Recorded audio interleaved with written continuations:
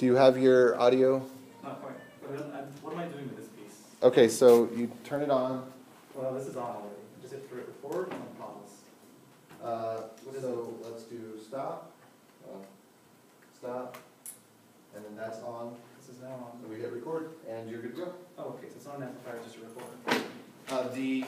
The other thing that's on is an amplifier. Oh, but it's not for my voice, it's for the recorder. We're good. Let's go. Okay. Well, welcome one and all, except for Dan who's leaving, because this phone should be safe. This presentation should enable you, for the most part, to make your own module. You can require in NodeJS, but it's have it written in C++. Yeah, there's a lot of resources online about this. When I first wrote my own about 6 months ago, it was fairly useless.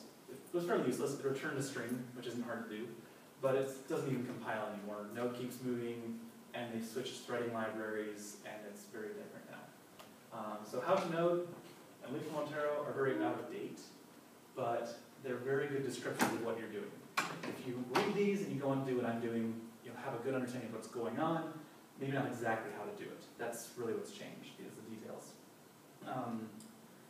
Constantine is a brilliant man. He has a lot of good resources, and his was written about 3 or 4 months ago, I think. And this is the code I'll be showing you. And this is, once I read the code and read other things and realized what was happening, what helped me a lot in knowing what was going on.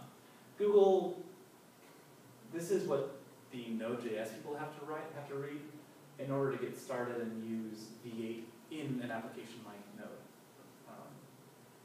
They're not really heavy on details. They're very much like Google. They give you a good explanation and then don't elaborate. So the first question you have to ask is, what are you doing? You're probably using Node.js to do a server, or you can do anything. It's a programming platform. Mostly, if you're going to use your own C++ module, you want either heavy computational offloading, like you're taking a chunk of data, you're doing some incredibly hard math on it, and then you want the result to be fairly small. Or you're doing something asynchronous, where you want the thread to block and not V8, because C++ allows you to get into a separate thread. Or if you want to expose a separate library, C library, but this is really important. There's a lot of ways you can shoot yourself in the foot in C++. There's different places, different allocations that do and don't persist. There's classes and instantiations, and it's easy to blow up and to really kill yourself debugging, because the debugging statements are not helpful. As usual, there are caveats if you're doing something multi-threaded. Node.js, because it's V8, because it's single-threaded, carefully avoids all of these problems. If you're stepping into the threaded world, if you're stepping into C++, you're going to go back and have these problems. Mostly, if you're going to do your own thread, you have nothing V8, even if it says you do. This is where you have to go back to Google Docs and say, what does it take for me to invoke my own V8 and do something? So you can still theoretically do it. What do you mean invoke your own V8? So Google describes how to include the libraries, how to include the headers, and compile against V8 such that you can have C++ writing, compiling, and sending off to V8 programs to run, and then getting the results back. That's what Node does. It's a C++ program that is a front end for V8. So considering this in like the context of, say, like exec. Okay. So would it be like every time I call exec on a string, in from the JavaScript perspective of what exec means, that would be handing that's the equivalent of handing a string from C++ to V8? Yes. So if you're running something in Node and you're on .exec, that code will be handed as a string to V8, and then V8 will proceed to do the actual compilation and execing on that. in the context you called it from. V8 though is designed for a browser, so most of what I mean here is that there are ways to get your own clean context that has nothing to do with the rest of the machine. And Where context means, is more of a, is your this. okay, Your so global this is different. global Yeah. context. There are ways to do that, and that's what the Google Docs tell you how to do, is to invoke V8, declare a context, tell it you're using that context, and do things with that context. You can then, halfway through the code, say, no, we're going to switch to a brand new context, do other things with it, and then a browser would use that ability to have different iframes running different JavaScript contexts. Okay, so that there's complete isolation between the running applications and memory. Exactly. Okay. Okay. So you could try to do that in a separate thread or in your C++ application, even if it's not in a separate thread. But especially if you go threaded, you have no safety, you have no protection. You're going to shoot something or blow something up, probably in a garbage collector, probably later on down the road when it's most valuable and most important. That's how these things go, especially if you think you know what you're doing. Another question is, why would you switch over? Maybe C++ is faster. That's the usual conventional wisdom. It is and it isn't. The Lupo Montero ran through and he had a simple routine that would sum the numbers 1 to 1 million and then add an A to the end of a string 1 million times. In pure JavaScript, it took 167 milliseconds. In C++, it took 18 milliseconds. So it can be rather incredibly faster. That's the catch here, though, is getting the data across this boundary. To move that 1 million character string across the boundary wasn't very hard because underneath it's still a C string, and that pointer was always preserved. I'm pretty sure. But if you're just going to do something simple in C++ and cause the expense of pulling things out of JavaScript and V8 constructs into C++ constructs, do work on them, move them back in, and then return it in a brand new construct, you're going to take a pretty serious performance hit. I'm trying to remember which tests these were. I believe these two are both pure V8 or pure JS. And these had varying degrees of C++ integrated. This one actually threw out a separate thread every instruction. And so there's a huge overhead, really a brutally bad performance hit.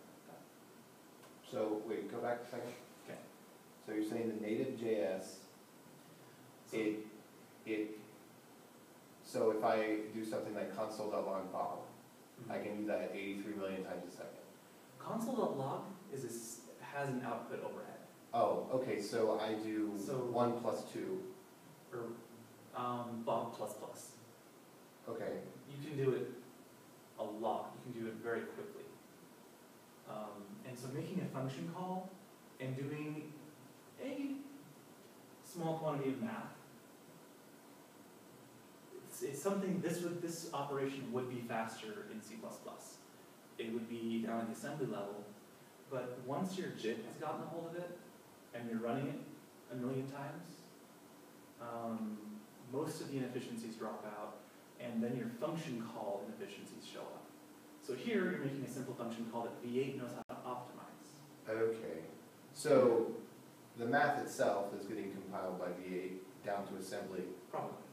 That's my understanding. Or it's getting optimized by V8's internal optimizer, but the function call itself isn't necessarily optimized out, and so that's where the overhead starts to show up.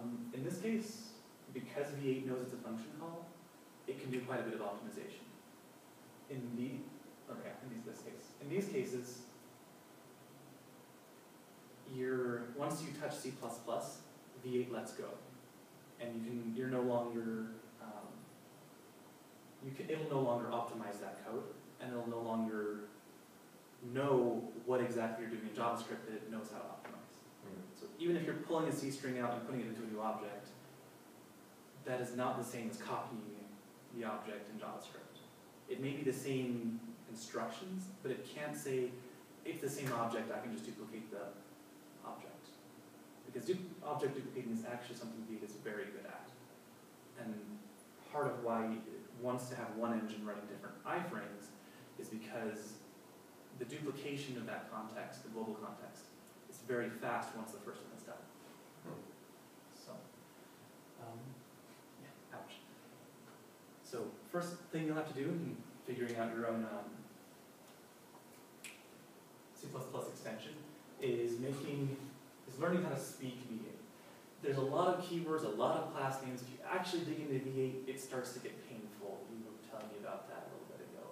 And when I first wrote my module, I didn't find any documentation, and so I just started grepping the code and looking for keywords and saying, well, it should have the word integer in it, and sometimes it did, sometimes it didn't. And I don't know, for me, having, if you go to es5.github.com, it's an annotated copy of the ECMAScript.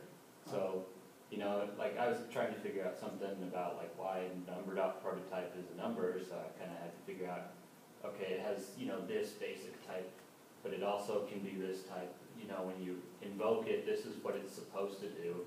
Like the spec isn't C++, but it should go through the process and you can try and figure it out from there. And once you start searching using the SVN browse on their Google code, it's still really messy, but you can narrow down your results a lot. So it's gotten a lot better. So I wanted to show you real quick in Kate here.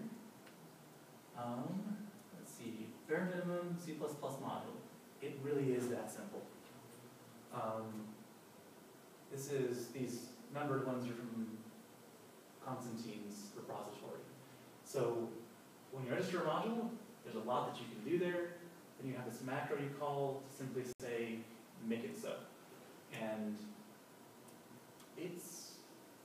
that's it. You can compile this piece of code. You can package.json, I think that's optional. README is obviously optional. This is a test script. This is the only other vital file. And we can look at that real quick. Wait, just. Sure. So I don't see module name or register module defined. I haven't finished reading that comment yet. Okay. But is that because it's a macro, it just takes that and turns it into a string? I think so. It was probably include node.h. I mean. Oh, okay. So I think that's where the trickiness shows up is Okay. macros. Yeah. Did you have a question too? Nope, I just wanted to try. I have a question. So it has this void register module at the top, and it takes a handle, which is some kind of Java. They're called generic. It's some kind of template for a V8 object, and so it's not being passed by constant reference, which means you can operate on that handle to the object directly. Yes. So handles are really cool. You have, I wish I had a good whiteboard, but I don't because I didn't think about it beforehand. Nope, I'm going to go to Constantine's presentation if I can pull it up fast enough.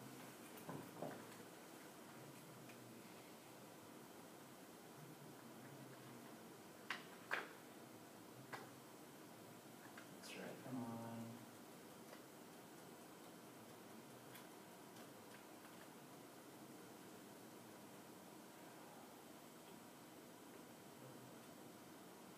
I might have missed it.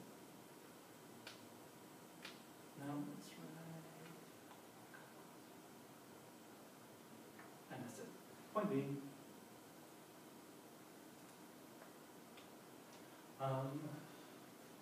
So handles are basically smart pointers. okay.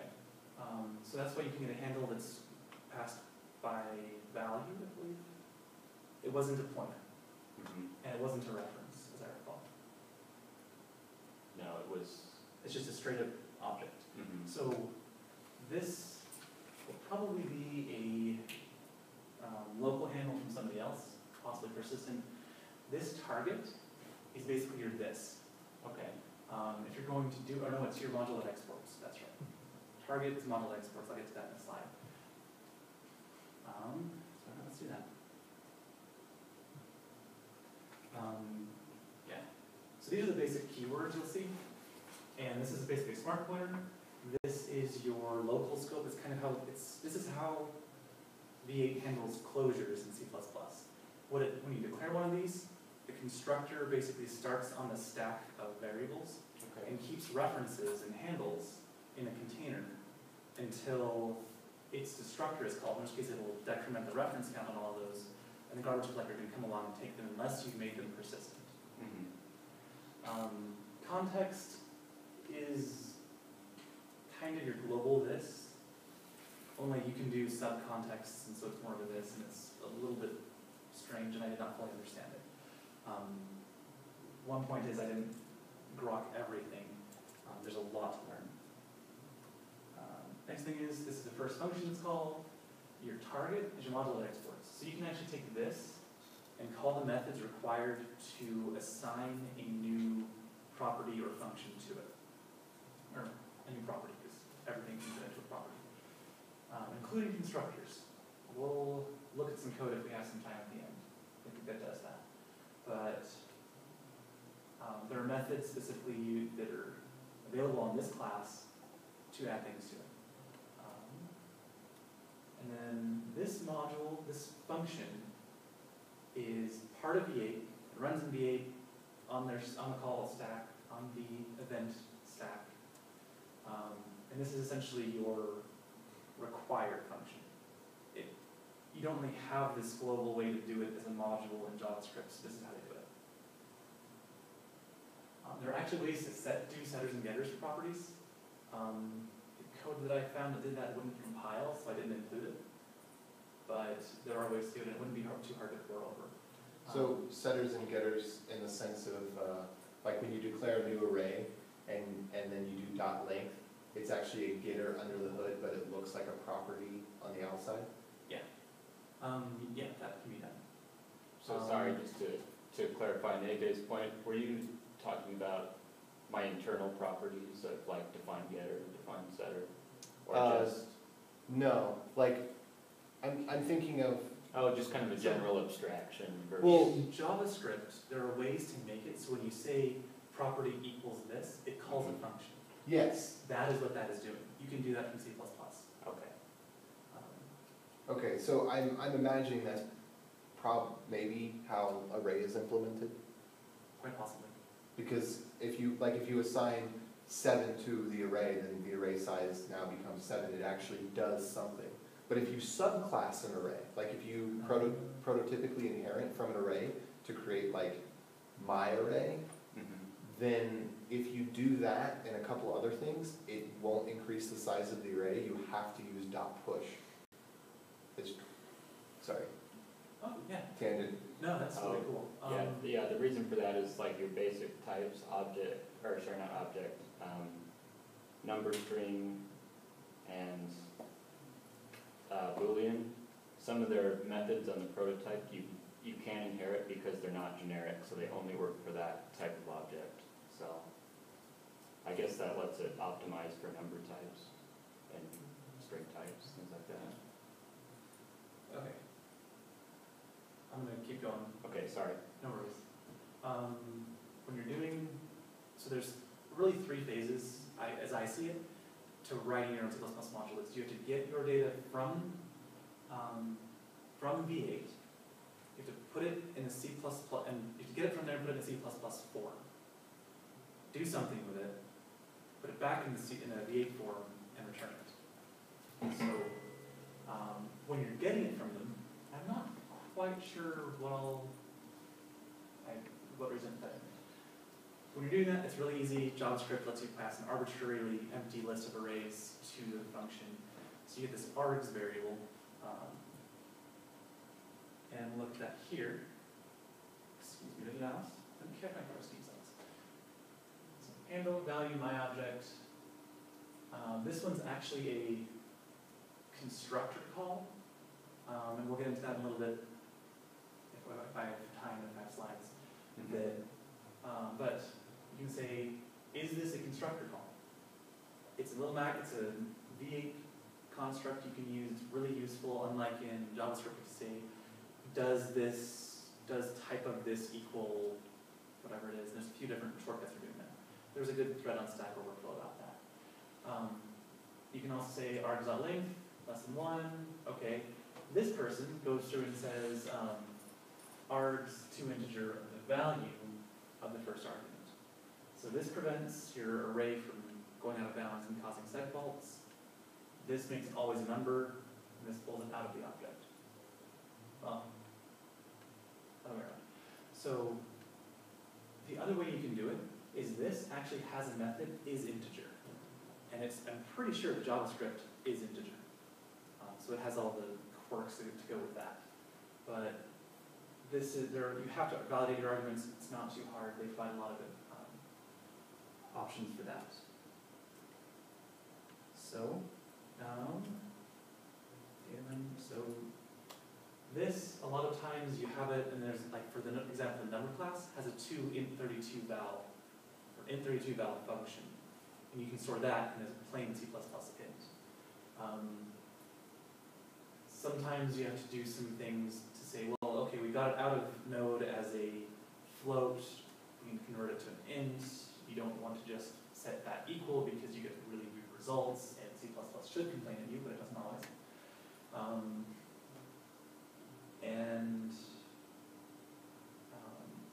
This is also towards the end of the process. This is a really simple version.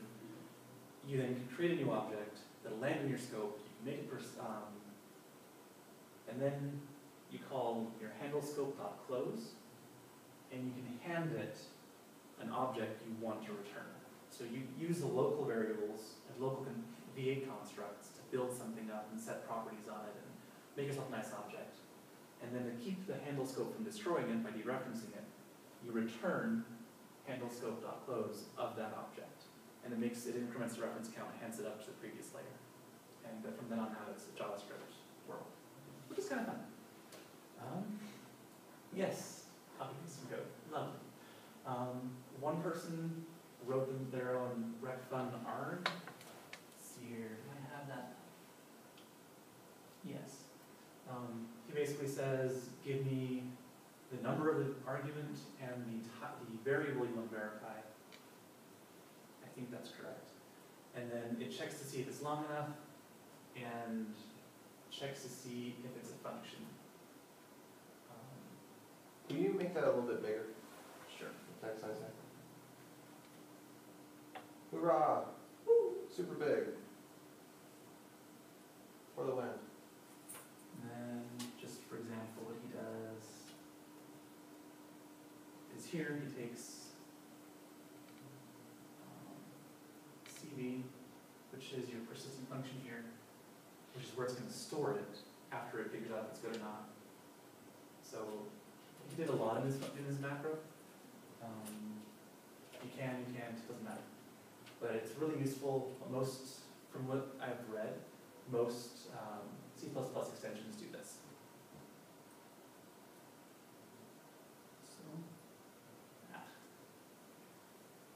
Let's see here. So one really important point is that you're looking for examples, you're looking for documentation. Most of the ones I found are still, look, libio is wonderful, and it is. But libov is what we need to be using because that's what it actually uses and is compatible across platforms. It does a lot of different things with it. I like this one. This was Ryan Dahl's comment about why we support Windows. Most examples, I suspect in some circumstances it could still work because libio is still in there somewhere, and they'll actually compile if you use libio constructs, but they will usually seg fault. That's what that's what my experience was. Yeah. So when you get into C++ land, memory management is up to you. There are some painful ways. Specifically, if you're not going out to a separate thread, it is not too hard to just use the V8 constructs. You're in the virtual machine, you're blocking the execution, you have control and can do what you need to. And And then there's some reference munging that you can do, but it's kind of important that you know more than I do because there's a lot of detail that has to go into that. So the first thing you want to do if you're spinning something off into a thread is build a work request. In this case, it's type UV work T. Now, our dear Constantine, So there's not, maybe I'm asking this a little too soon, but one of the things about Go that makes it nice is that instead of spawning a new thread all the time, your Go routines go into a thread pool that's managed by the runtime. And I had always thought that Node was that way because when I process list it with like htop, I see there's like 4 threads running. So is that UV thing going to open up a real POSIX thread or whatever Windows calls their threads? I'll show you. So the first thing he does is he builds himself a struct. The most important is this guy right here. He has a struct that contains the UV work T work request. It's kind of a form you fill out before you hand it off to a thread pool. Okay, so it is pooled. Yes. Cool. And what he does later on, down here in his async, oops, that did not do what I wanted it to. So async is the function you can call from JavaScript. It's .async on the module. That's taken care of down below.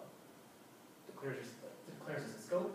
We check to see if it's a function, throw an exception if it isn't. We then make a callback. We basically take our argument and make it the correct type. We then make a new baton. We set its array. We initialize the struct. I'm not sure why he didn't do it with class. He may have elsewhere. In C++, aren't structs the same thing pretty much? Almost. Except they're... Classes allow for weird function overloading.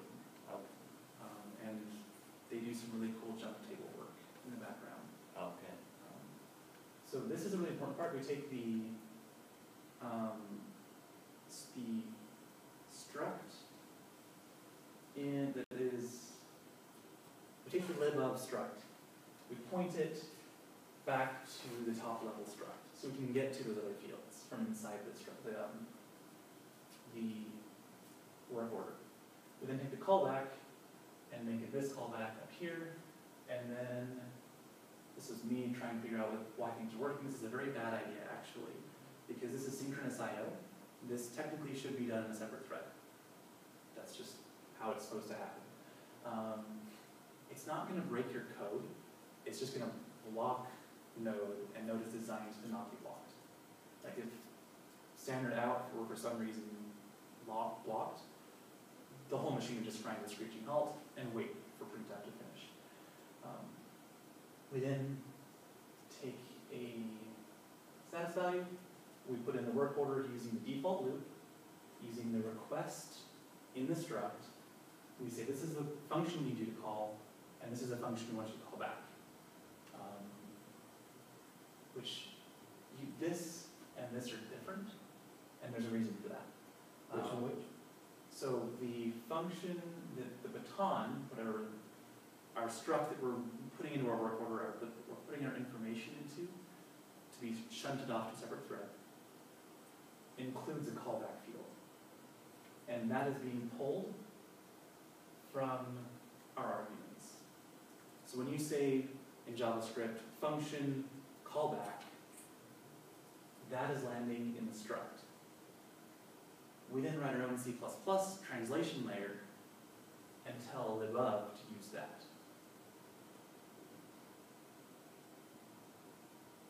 Okay. Where are we at? So, yeah. Basically tell it which event loop to go into, and I just talked about that. So, moving on. So the actual work function gets the request handed into it. That's why we had that subfield that was set to point outside of the struct.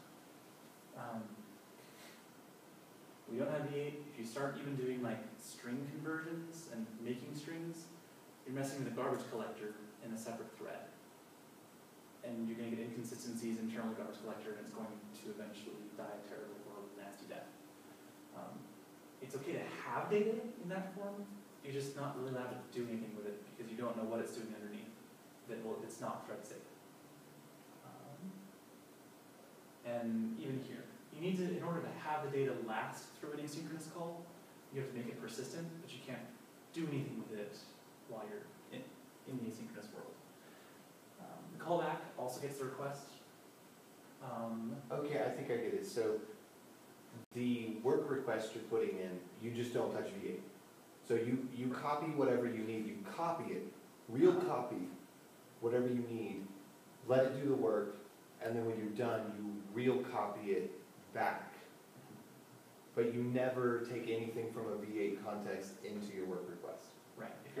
If your work request, I don't know why that just clicked now. well, it's because I'm so good at doing things.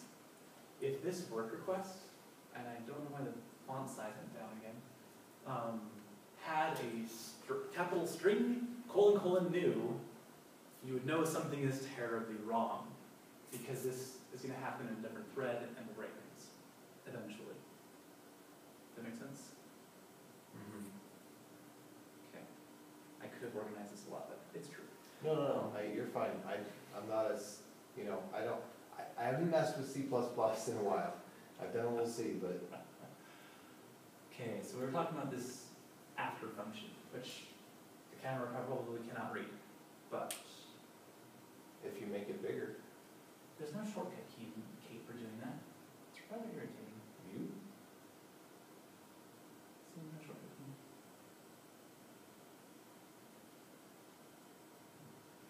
That sounds painful. It's probably Control-Shift-D. Try, what if you do Control plus or Control Shift plus? Kate does the settings per window, not per session. It's rather irritating. Oh. Unless you get it to inherit from something else. Okay, so here we take the baton out of the struct. Well, out of the work request. We can then do whatever we want to it. We analyze data we got back from it. This is the C++ callback. And then we do any try catches to see if something went wrong. For example, this conversion could go wrong. If you don't have an error, you can simply do this. Make a new integer, put it in a place that you can return it, and then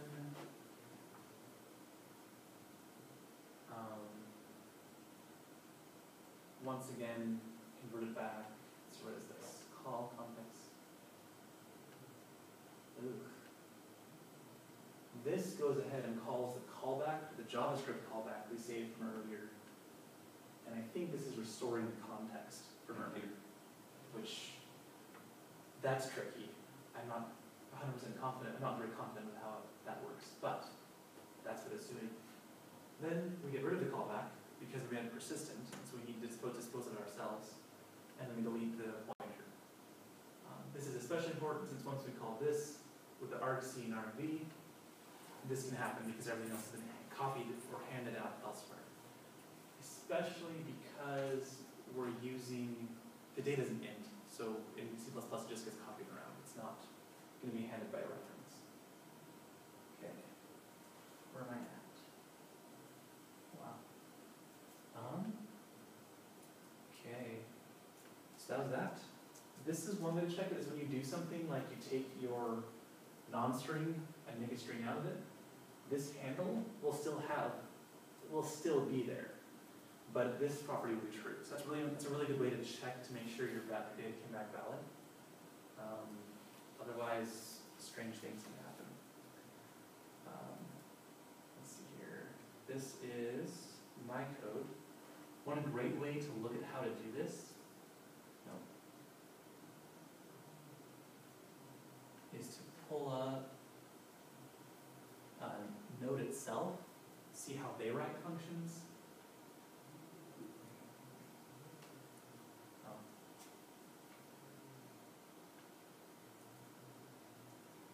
There we go. And then go ahead and use theirs.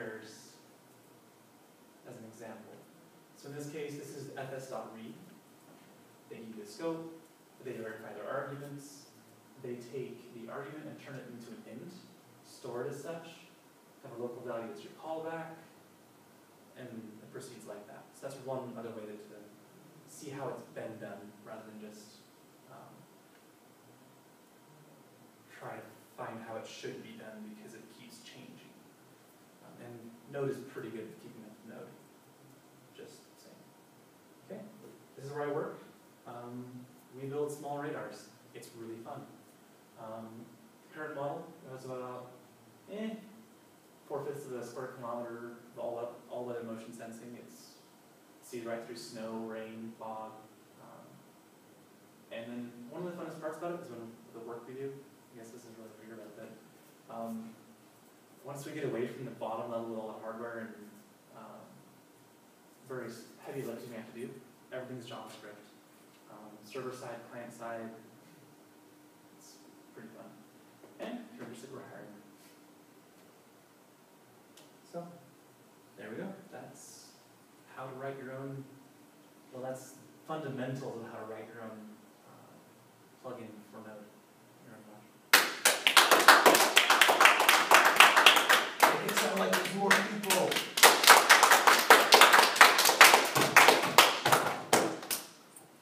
Great. So, do you have some code that you could compile real quick that does like a simple hello world example? Let's see, where am I? Here. Because I got a lot of the concepts, but I'm still super fuzzy in terms of I don't do C++ very often. No. I'm in the same boat. I believe it's this one. Yes. Okay, so.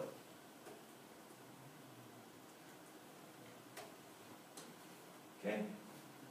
This one was the first example I showed you where it was just, hey look, Node is calling this function. V8. And it just returns way down here an empty object.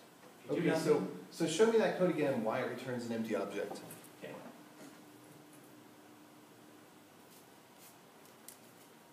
You tell Node, take this module name and register a module. When you require it. Oh, Call this because function. it's going to return target no matter what. Yeah. Because target's your exports. Yeah. Okay, so open up the JS file that requires it, or are you just calling like node on module name.node? I get to see that work. Usually Seg calls for me. But So you have to do var module name equals require, and then so that's build release module name.node is the actual file name. yes. And the actual file name is module name.node, but as we just saw it works, Node looks for .node as an extension. Right, yeah, and .js.node, It's the and then if you've got the plugins .coffee, etc. exactly. So that's the first one. How many do you want to see? Let's see here. What do we have? Oh well, so that's cool. Now show one that does something else, like it sets a string, or Let's see. or Do this one. I just like to see like that skeleton nothing, and then the Kind of build it up. something that you can just set a property on or call a function on, and then get a value back, and then something where you actually use a thread. If I see those three things, I think it helps me put all of the rest of what you said in their context. Alright, so rather than using Kate, because I can make them bigger easier.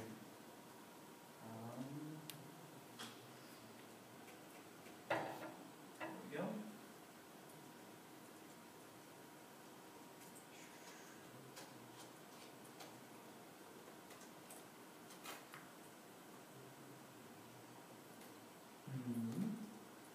Okay, so here's the C++.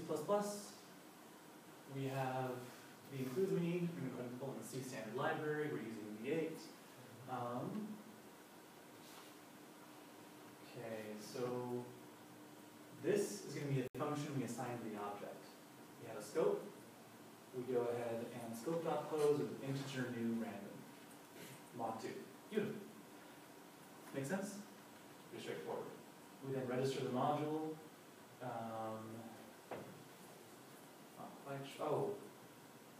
I'm not sure why we do that. So that's to seed the It sets random generator. Yeah. That is actually, I wrote a dice something, and so I'm familiar. So, yeah, that makes sense. So this, since it's your constructor, you require, goes ahead and sees our number generator, and then we target set, we're taking the modulo exports, and we're setting the property random to this function. So we can take a function template, hand it our function pointer, and then pull a function out of the template. It's a little funky. That's how they layered it in V8. And then we have our node module. Okay, so, And then, again, it's this simple. We require it, we call it. okay, so run it real quick, and it's just gonna return a random integer. Oh, that's right.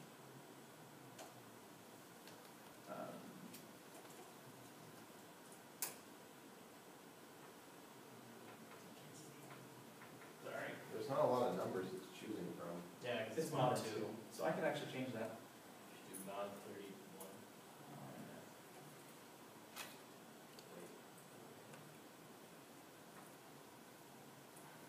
It is. What do you do? Mod. 31. Okay. That's such an odd number. So if we run I it, could be we proud. want the object is still the same. We have to recompile. Cool, so open that back up again and let me just see it one last time, the C code, or the C++ code.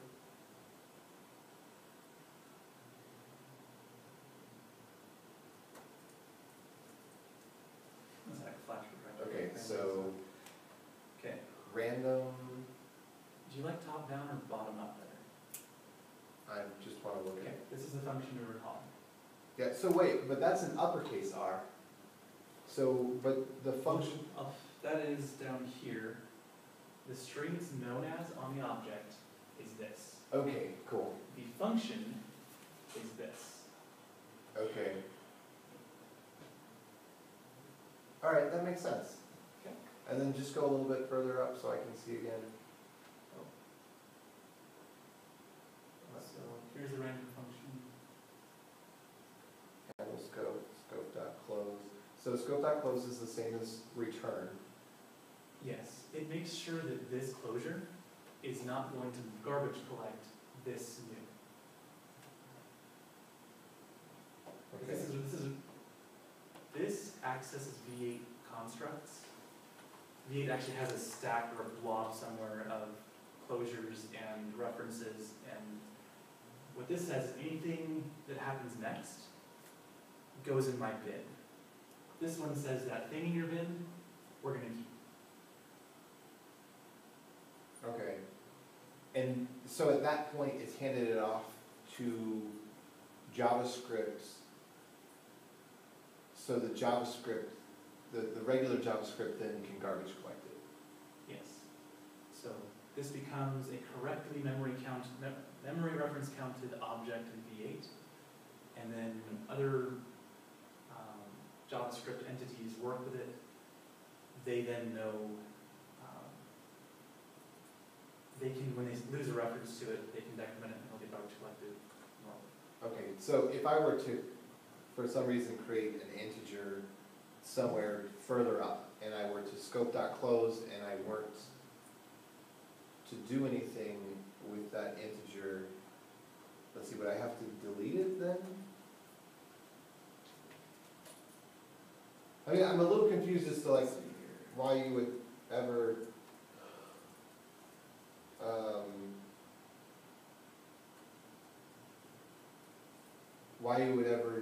create one of these V8 type things outside of the scope.close.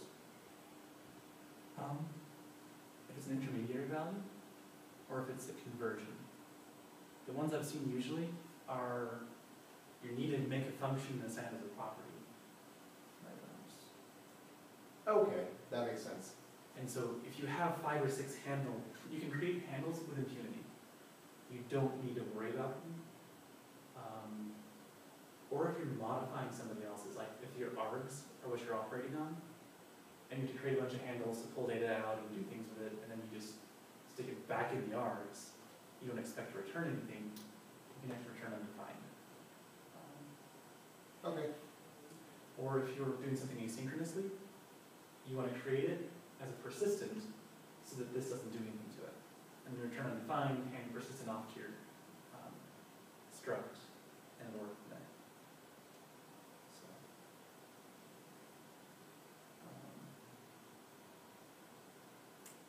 good? Yeah, yeah. Okay.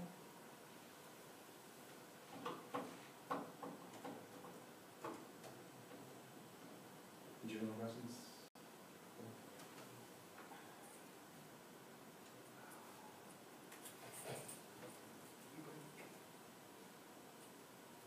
And I do flashing things from, man, I'm really bad at this.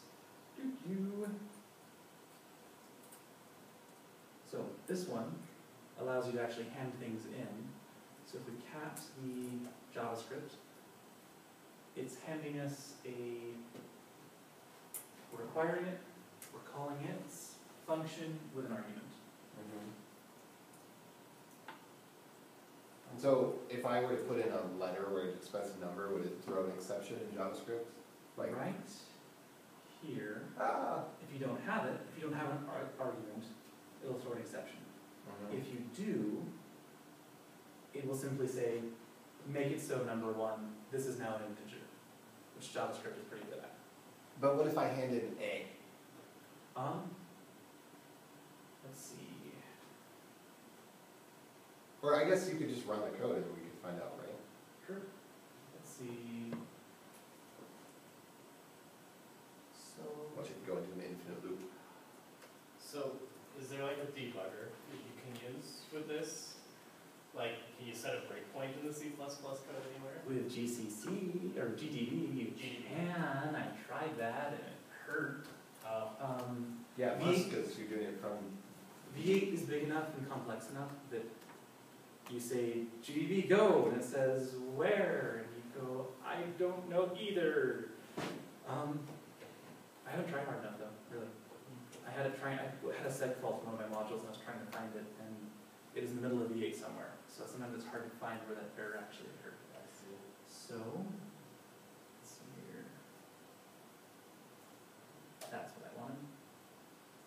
So every time, because that's the ninth digit of, or the ninth number in the Fibonacci sequence. So,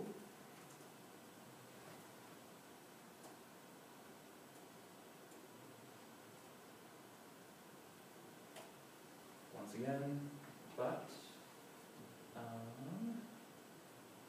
So you just change run to give it alphabet soup.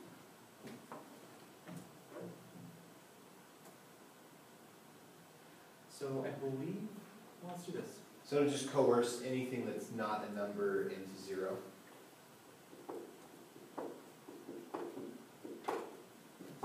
Is it 2 integer? Maybe? No. No, what is it? It's... I think you just call number on it. But then that should return nan.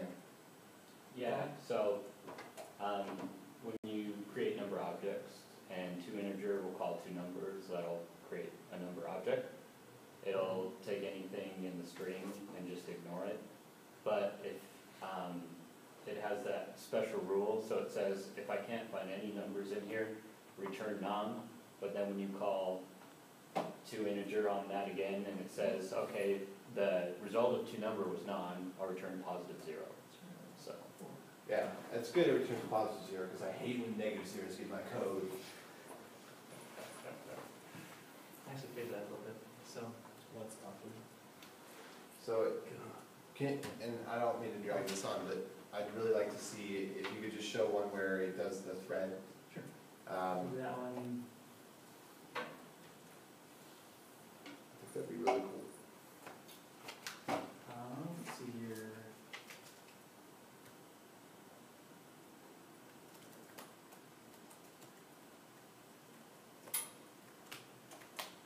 Okay, so this one will make an asynchronous call that expects this function to get called when it's done, and we'll console.warn the result. Pretty straightforward. This is we actually looked at this one. Yes. This was one we pulled up. We have some declarations, notably our asynchronous work request, including data we want to keep track of, and the callback function. The asynchronous call, this is the function. It comes in, validates the functions, hands it over, does this, and then stores the callback function, makes some new data, does something funky that I wanted to do. Then sends it off to the other thread and returns undefined, like most asynchronous calls do. And this guy is to protect you from the bug having an issue, in which case we're toast. This takes asynchronous work. This is the function called by the bug. As per our assignments earlier, we take the data, expose it to ourselves, store something in it, and then finish.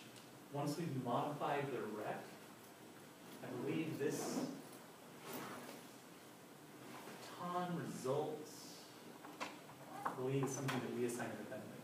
I don't know, is that supposed to be on the 7th? Yeah, so it's just, that's all. Okay.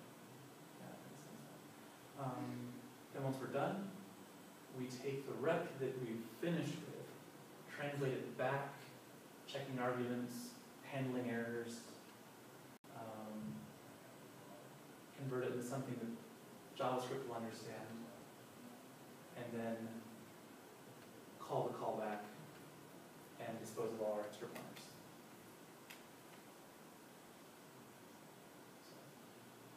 Cool. Hurrah again. Now,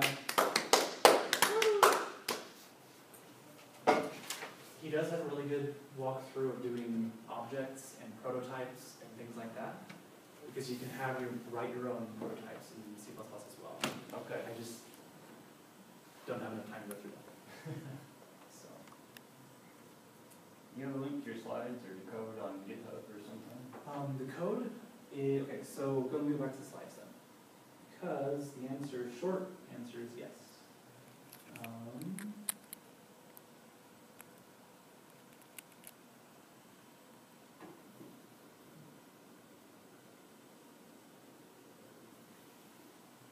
Come on.